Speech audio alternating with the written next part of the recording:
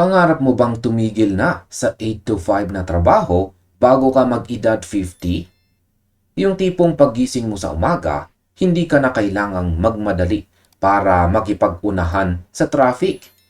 Aminin natin, marami sa atin ang nagtatrabaho ng sobra. Pagod na pagod, pero sa huli, kulang pa rin ang kinikita.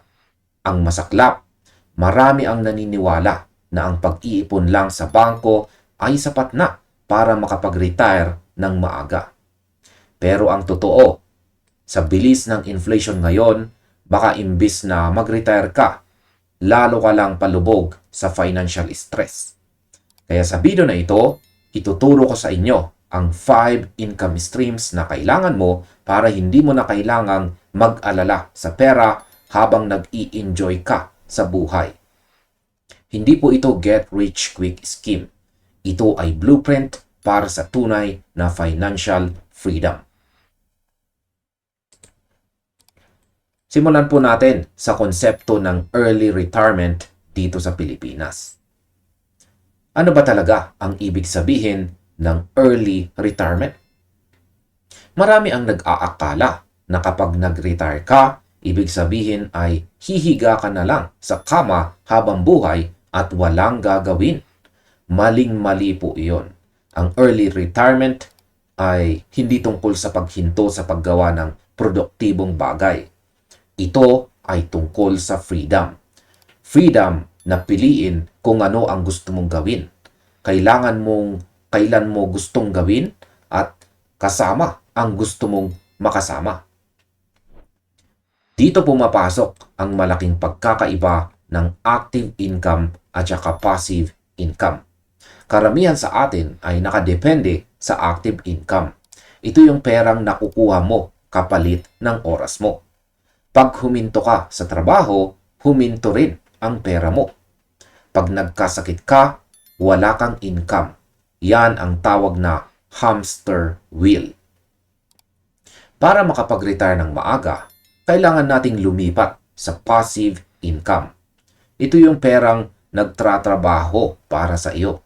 Kahit tulog ka, kahit nasa beach ka, o kahit kasama mo ang pamilya mo, may pumapasok pa rin cash flow. Ang goal natin dito ay hindi lang basta makaipon, kundi bumuo ng system na kayang sustensuhan ang lifestyle mo habang buhay. At ngayon ay pag-usapan na po natin ang 5 income streams para sa early retirement. Number 1 ay ang dividend investing o stock market. Ang unang income stream ay dividend investing. Isipin mo ito. Bumili ka ng shares sa malalaking kumpanya dito sa Pilipinas. Yung mga kumpanyang kilala mo, gaya po ng SM, Ayala o mga bangko. Dahil ikaw ay shareholder, binabahagian kanila ng tubo o dividends mula sa kinikita ng kumpanya. Hindi mo na kailangang magpatakbo ng kumpanya. Kailangan mo lang mag-invest ng tama. Habang tumatagal, ang dividends na nakukuha mo ay pwedeng pambayad sa bills mo. Pangalawa, Pag-ibig MP2. Ito ang paborito ng maraming Pinoy dahil napaka-accessible nito. Ang MP2 ay isang government-backed savings program. Bakit ito maganda para sa retirement? Dahil sa power of compounding, yan po ang dahilan. Kung maglalagay ka ng pera rito at hahayaan mo lang siya ng 5 hanggang 10 years, ang interest na kikitain ng pera mo ay kikita rin ng sarili po niyang interest. Parang snowball effect. Habang tumatagal, mas lumalaki ang kanyang hatak. Pangatlo, ito naman ang tinatawag na real estate o rental income.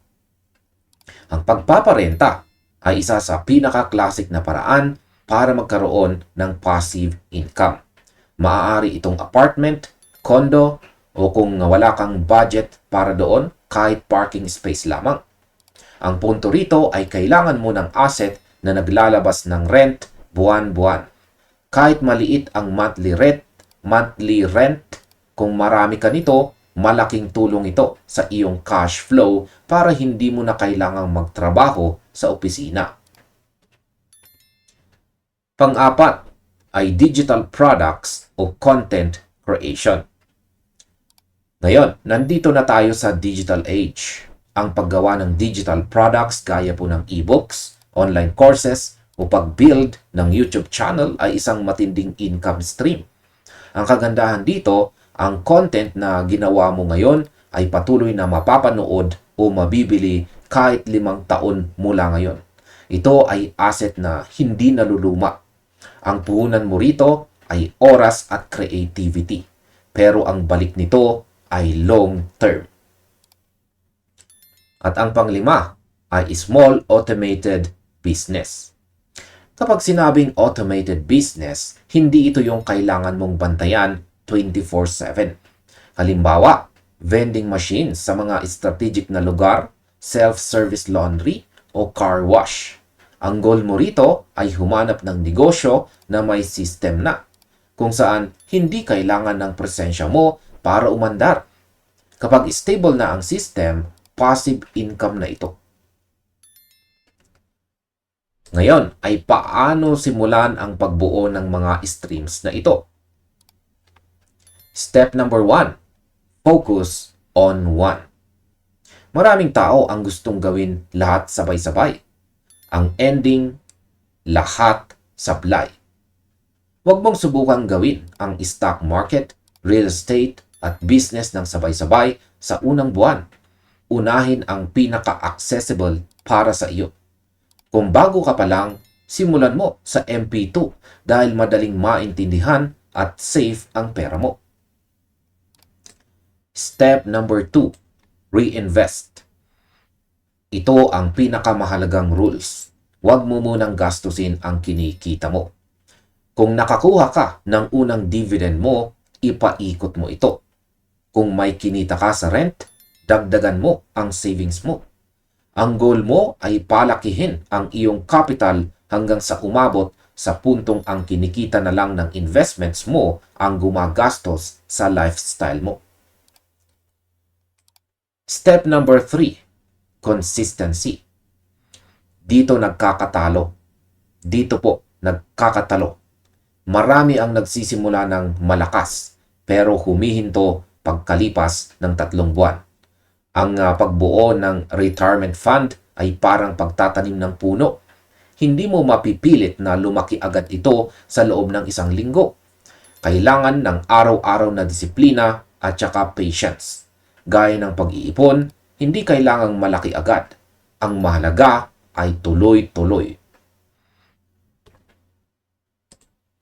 Sa kabuuan, ang pag-retire ng maaga ay hindi isang karera na dapat mong tapusin agad. Ito ay isang marathon. Hindi mo kailangang mag-alala kung mabagal ka.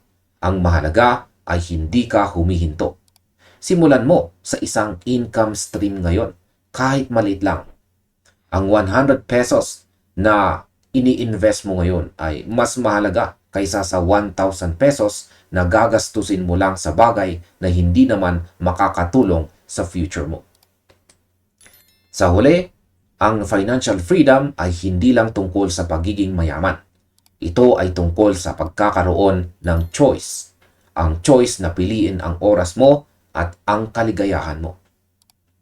Ngayon, gusto kong malaman ang opinion mo. Kung magre-retire ka bukas, anong income stream ang pinaka-aasahan mo para suportahan ang lifestyle mo? I-comment mo po sa ibaba at pag-usapan natin. At hanggang dito na lamang po tayo sa video na ito mga kaipon tips. Marami pong salamat sa inyong panonood. Panoorin na rin po ninyo sunod ang recommended video natin dito.